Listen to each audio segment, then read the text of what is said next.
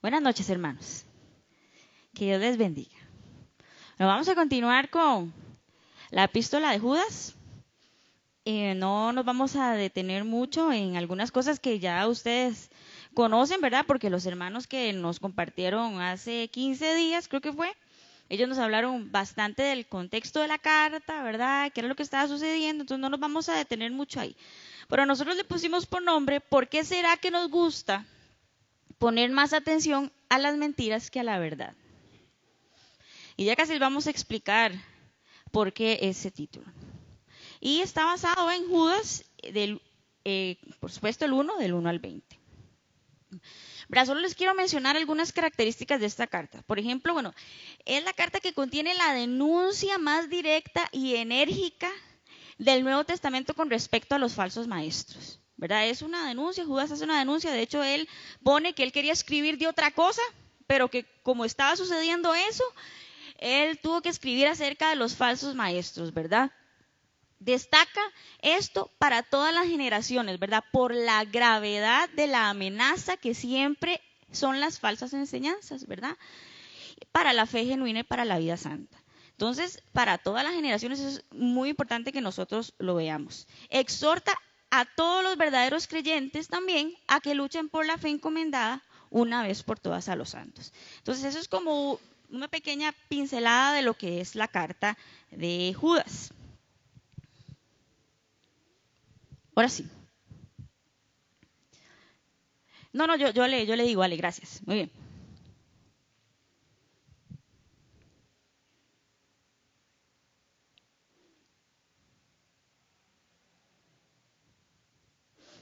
Ok.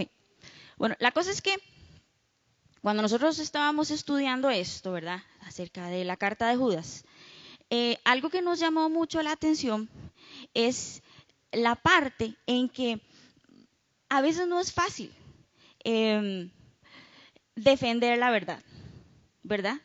Es difícil, porque, tal vez la parte de la defensa de la verdad requiere pagar un precio.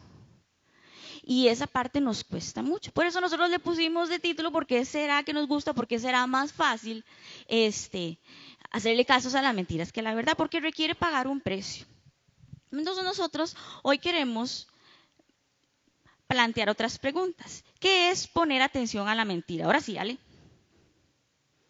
¿Qué es poner atención a la mentira? Porque, ¿verdad? Estamos hablando con respecto a eso. Entonces, ¿qué es poner atención a la mentira? Vamos a ver algunos versículos ahí en Judas, entonces usted tenga su Biblia abierta ahí, porque queremos ver qué es lo que habla Judas con respecto a estas personas, los falsos maestros contra los apóstatas, qué es lo que está diciendo Judas ahí. Y dice Judas 1:4. Les digo esto, porque algunas personas que no tienen a Dios se han infiltrado en sus iglesias, diciendo que la maravillosa gracia de Dios nos permite llevar una vida inmoral.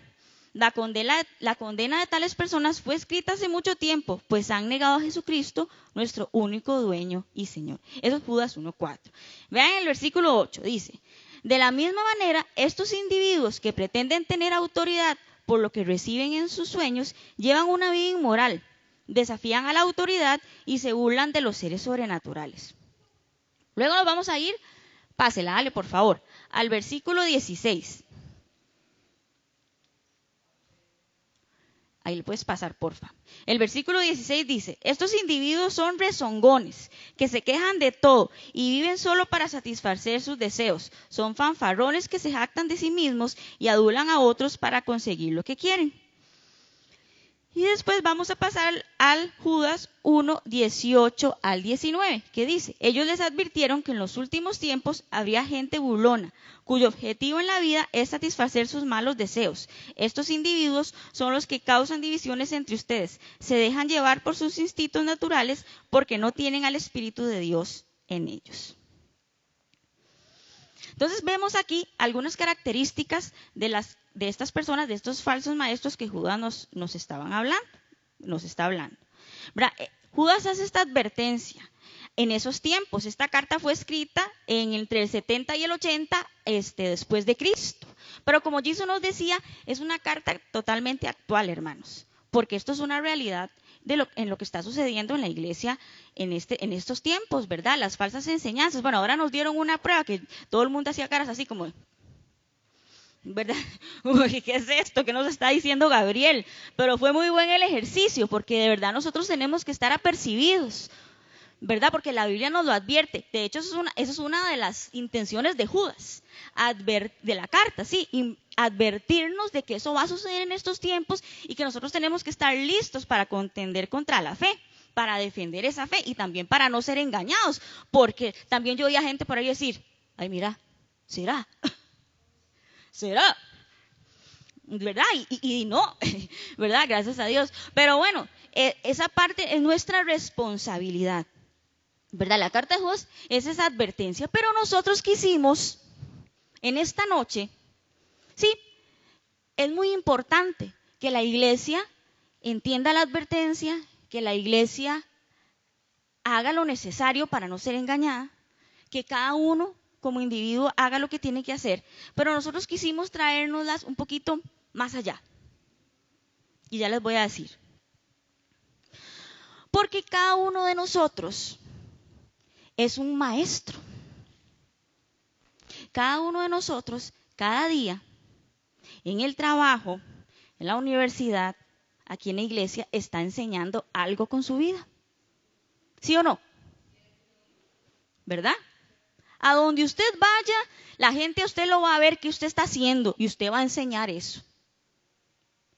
Entonces, nosotros hoy queremos que de verdad nosotros podamos entender que la iglesia y cada uno de nosotros somos responsables de ser estructuras de credibilidad. Somos responsables de verdad mostrar con nuestra vida esa verdad que ahora nos decía Gabriel, la Biblia, lo que dice la Biblia.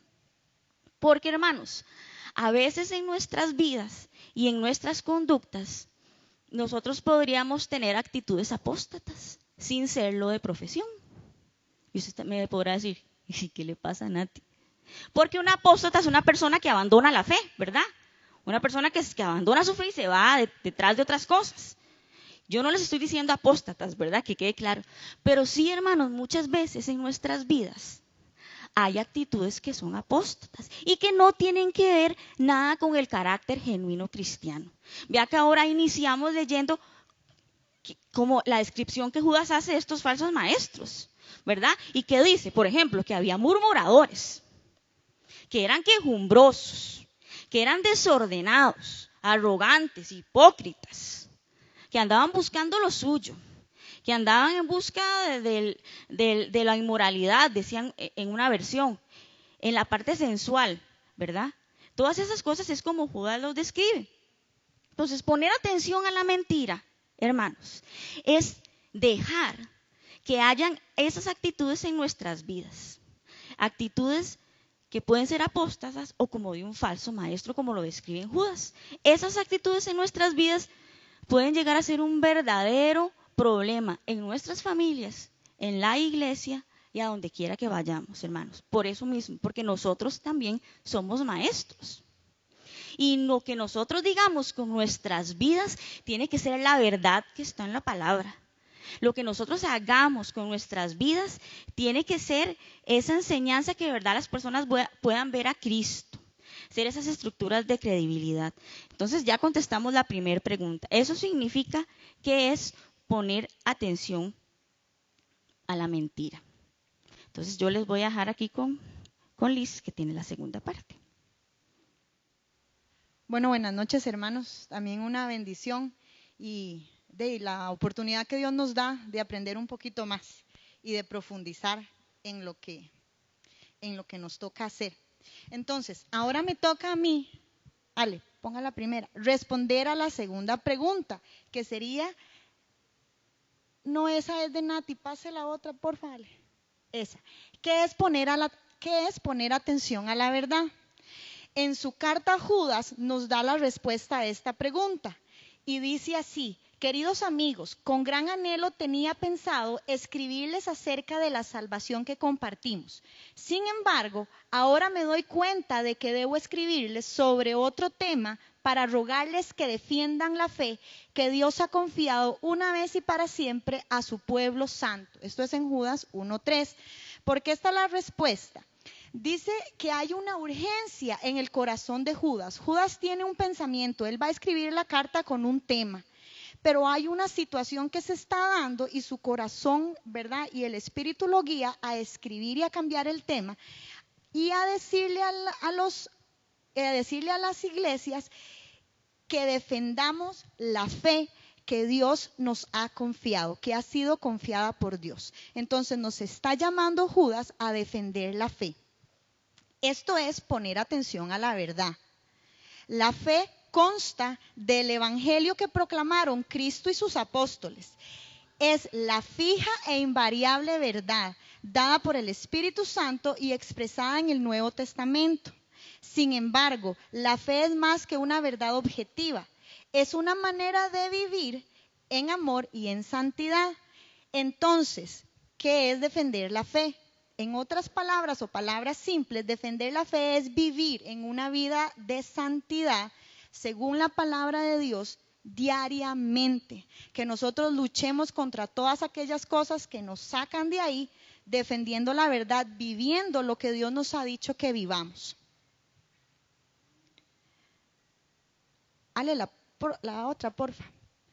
Dice así, importante, así que desde que supimos de ustedes, no dejamos de tenerlos presentes en nuestras oraciones. Le pedimos a Dios que les dé pleno conocimiento de su voluntad y les conceda sabiduría y comprensión espiritual. Entonces, la forma en que vivan siempre honrará y agradará al Señor y sus vidas producirán toda clase de buenos frutos. Mientras tanto, irán creciendo a medida que aprenden a conocer a Dios más y más. Esto está en Colosenses 1, de 9 al 10. Los creyentes debemos esforzarnos al máximo en la defensa de la palabra de Dios. No solo con palabras, sino también con la forma de vida. Y de ahí se producirá toda clase de frutos espirituales.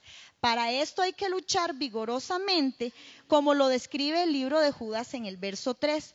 Esto puede traer penalidades y sufrimientos porque es necesario muchas veces negarnos a nosotros mismos para ser fieles en la fe y poder llegar a conocer a Dios más y más. O sea, defender la verdad no es fácil. Hay un momento en que uno tiene que negarse a uno mismo y decir, bueno, no, esto no es fácil, pero lo voy a hacer. Pero esto me va a llevar a mí a conocer a Dios más y más y a poder dar buenos frutos. Ahora, bien, esto me lleva a 2 de Timoteo 2, 3 al 4, que dice así, soy yo la que lo tengo, dice, soporta el sufrimiento junto conmigo como un buen soldado de Cristo Jesús. Ningún soldado se enreda en los asuntos de una vida civil, porque de ser así no podría agradar al oficial que lo reclutó. Me llamó muchísimo la atención cuando dice que vivan como un buen soldado de Cristo, pero que un buen soldado no se mezcla con la vida civil, porque si no, no agrada a la persona que lo reclutó. Entonces, esto también es defender la verdad, que nosotros vivamos conforme Jesús lo quiere para agradarlo a Él. Ahora, hale la otra, porfa. ¿Por qué será que nos gusta poner más atención a las mentiras que a la verdad? Ya estamos contestando esa pregunta, pero dice en Judas 1:20, pero ustedes, queridos amigos, deben edificarse unos a otros en su más santísima fe, orar en el poder del Espíritu Santo y esperar la misericordia de nuestro Señor Jesucristo, quien les dará vida eterna. De esta manera se mantendrán seguros en el amor de Dios. Los creyentes deben de defender la fe, propagar la fe y oponerse a las enseñanzas falsas, pero esto requiere de algunas cosas que implican pagar un precio. Todo esto de defender la fe, de propagar la fe, de oponerse a las falsas enseñanzas requiere de nosotros pagar un precio, requiere también un sacrificio. Y muchas veces esto es lo más difícil y lo que no queremos hacer. No queremos incomodarnos ni que nos incomoden. Ahora sí, les voy a dar unos ejemplos un poquito más concretos al respecto. Ale, me lo pasa, porfa. Entonces, ¿qué es lo que requerimos nosotros? ¿Qué es ese precio que nosotros debemos pagar o parte de ese precio que nosotros debemos de pagar para defender la verdad? Entonces, como primer punto, porque esto lo estudiamos Nati y yo, entonces como primer punto nosotras pusimos que requiere el estudio de la palabra de Dios y el esfuerzo constante por conocer la verdad de la Biblia. ¿Eso qué quiere decir para nosotros en esta iglesia?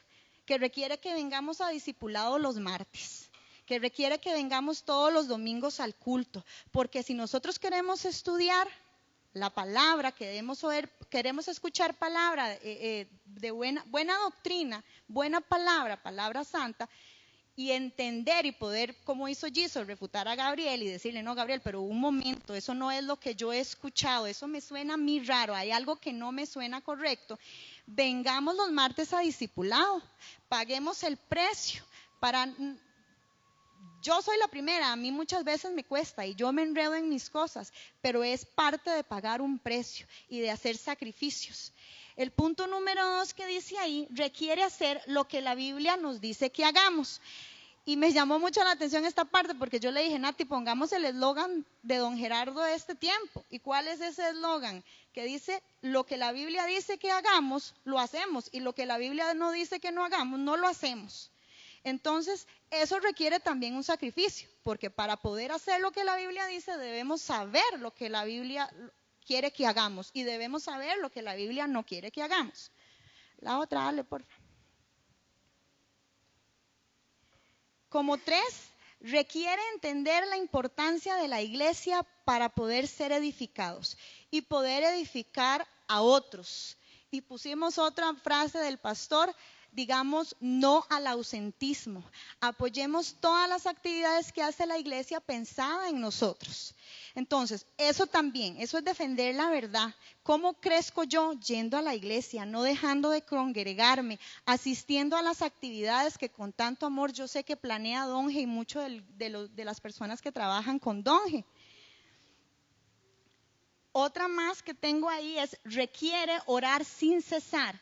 Orar en el Espíritu, como dice la palabra en Judas 3. Y la otra es tan solo 1 hora, que es el eslogan de los viernes también.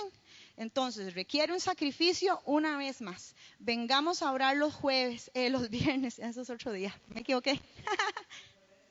Es que yo el jueves oro en mi casa.